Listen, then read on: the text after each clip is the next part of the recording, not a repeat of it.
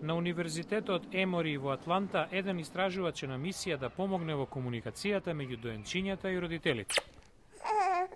Бебињата не може да кажат што им е на ум, затоа комуницираат преку однесување, но родителите често не го препознаваат.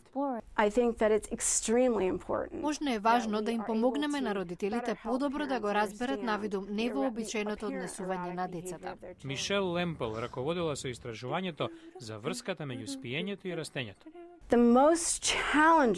Родителите велат дека најголем предизвик е да дознаат што е најдобро за доенчињата, како да се комуницира со нив. Кога доенчињата плачат или се однесуваат необично, тоа прави родителите да се чувствуваат несигурно. Следела 23 семејства со новороденчиња во рок од 17 месеци. Со конкретна цел, дали има врска меѓу спиењето и растењето. Излезе дека да, колку повеќе спиење, толку повеќе растеш. Истражувањето утврдило и разлика во спиењето на машките од женските доенчиња.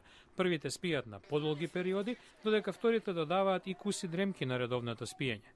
Се на се, доенчињата и со спиењето ни кажуваат што им треба.